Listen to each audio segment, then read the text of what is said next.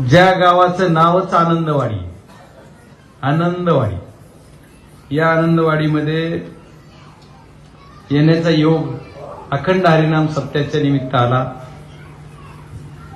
या गावात येताना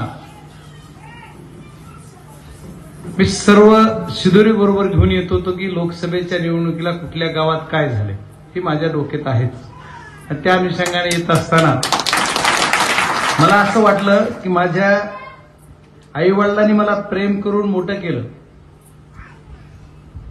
पण राजकीय जन्म माझ्या ह्या सर्व तुम्ही सर्वांनी दिला आणि राजकारणामध्ये नुसता जन्मच दिला नाही तर माझ्या मायबाप बीड जिल्ह्यातल्या तुम्ही सर्वांनी मला देशाच्या उच्च सभागृहात पाठवलं। त्याच्यामुळे तुमच्या सर्वांच्या चरणी नतमस्तक होतो। त्या आमच्या सर्व माता भगिनी त्यांना रक्षाबंधनाच्या औचित्य 2 दिवसा 3 दिवसापूर्वी झाले त्याच्या हार्दिक हार्दिक शुभेच्छा देतो। आणि माझ्यासोबत असलेले पंचायत समितीचे सदस्य पिंटूजी ठोंबरे, बंडूजी चौधरी, आष्टीचे आदरणीय महादेवजी टोके, किरण आहेर आणि या गावचे सर्वच नावं घेता येतील असे सर्व प्रमुख, शिरापूरचे असेल आमचे सफेपूरचे पण इकडे आलेत सर्वजण, ते सर्व या कालपासून वाट पाहतात अशा सर्व आमच्या माता भगिनी पण तुमचं खरोखर कौतुक करावं। आता सूत्रसंचलन करताना आता कोण बोललो कुणीतरी की जी तुमचा निकाल लागला तेव्हा 8 वाजेपर्यंत चूल पेटवली नाही।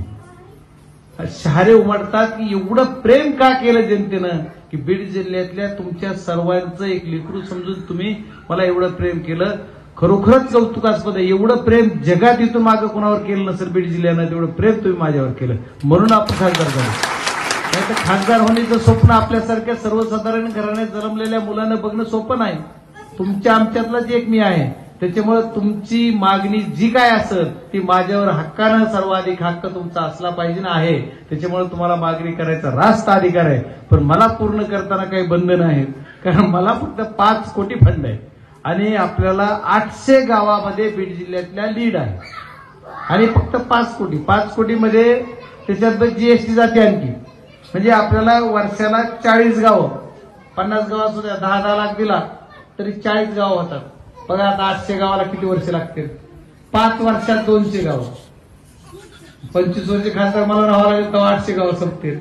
ठीक आहे, ते विनोदाचा भाग जाऊ देत, पण तरी पण तुम्हाला मी पहिल्यांदा एक शब्द देतो की तुम्ही ज्या 3 मागण्या माझ्याकडे केल्यात त्याच्यातली कुठलीही एक मागणी तुम्ही सांगा, सगळेजण विचार करू। तुम्हाला सभा मंडप द्यायचा आहे, तुम्हाला मशानभूमी द्यायची, की तुम्हाला शाळेच्या ग्राउंडला कंपाऊंड काय जे तुम्ही म्हणला तशा 3 मागण्या केल्या, ह्याच्यातलं कुठले द्यायचे तेवढी मागणी तुमची प्रामुख्यानं मी पहिल्या याच्यामध्ये मंजूर करून तुम्हाला एक काम देतो असं शब्द तुम्ही कुठलंही सांगा तुमच्या मनावर। तुम्ही सर्वजण मिळून मला 3 पैकी 3 म्हणलात तर सध्या अवघड आहे, सरकारमधला एक खासदार नाही आणि तसा जर विचार केला तर आता मला प्रत्येक ठिकाणी सांगायची वेळ खासदाराचं काम काय आहे, तर खासदाराला रेल्वे आली का, कुठं आली, नॅशनल हायवेचं काही काम कुठं काही अडचणीचं आहे का, केंद्राच्या ह्याच्यात सर्व आमचे तरुण मंडळी सुद्धा तुम्हाला पण सर्वजण आता मोबाईल बघायला सर्वांना कळतंय, जिथं अन्याय व्हायला तिथं आपण गेलं पाहिजे। हे सर्व ज्या गोष्टी आहेत पोस्टाच्या बाबतीत कुठं अडचण असतं, पोस्ट एक केंद्राच्या जे केंद्र शासनाच्या अखत्यारीत विषय येतात ते खासदाराकडे येतात। तरी पण तुमची अपेक्षा, आता सध्या जिल्हा परिषद मेंबर कुणीच नाही आपल्याला, आता कर्मधर्म नशीब तुमचं चांगलं, कमीत कमी आमदार तरी आपल्याला इथं आपला आहे। त्याच्यामुळे या सर्व गोष्टीतून करताना बाकी काही गोष्टी तुमच्या अपेक्षा असणं स्वाभाविक आहे, पण या अपेक्षा पूर्ण करताना मला पण काही बंधन आहेत, पण मी तुम्ही जे काही सांगाल ते मी तुमच्या मनावर सोडतो। तुम्ही मला सभा मंडप तर आजच जाहीर तुम्हाला 10 लाख रुपये फंड लगेच देतो, तुम्ही सांगा। तुम्ही म्हणला स्मशानभूमी तर स्मशानभूमी सुद्धा कुठल्या ना कुठल्या ह्याच्यातून करून तुम्हाला देतो। दुसऱ्या फंडातून जर झाले मी असे एक तर काम तुम्हाला देतो आणि खासदार फंडाचं नाव मला पण लावायचं, तुम्हाला काय तुमच्यापेक्षा मलाही लावायचंय आणि आपण 100% खासदार फंड इथे द्यायचा प्रामाणिक प्रयत्न करू आणि झाले तर 2 पण करू, पण एकचा शब्द मात्र नक्की देतो। आणि मला कालच यायचं होतं, कारण माझ्याकडे तुम्ही परवा आले काही जण कार्यकर्ते आणि या बोलले, मी रविवारचाच टाइम दिला, पण परत पुन्हा आमच्या इथे याला यायचं होतं आपलं मदन जाधवच्या तिथे 2 वाड्याला, तर ते त्या वाड्याला येत असताना की नाही इथून जाऊ लगेच म्हणून असं बोलल्यामुळे काल येता येता पण काय झालं, अतिवृष्टी झाल्यामुळे तिकडे 2 माणसं जिल्ह्यामध्ये वाहून गेले, त्याच्यामुळे तिथं जाणं पण तेवढी जबाबदारी खासदार म्हणून आपली होती, म्हणून मी तिकडे गेलो। त्याच्यामुळे दिलगिरी व्यक्त करतो की काल येता आलं नाही।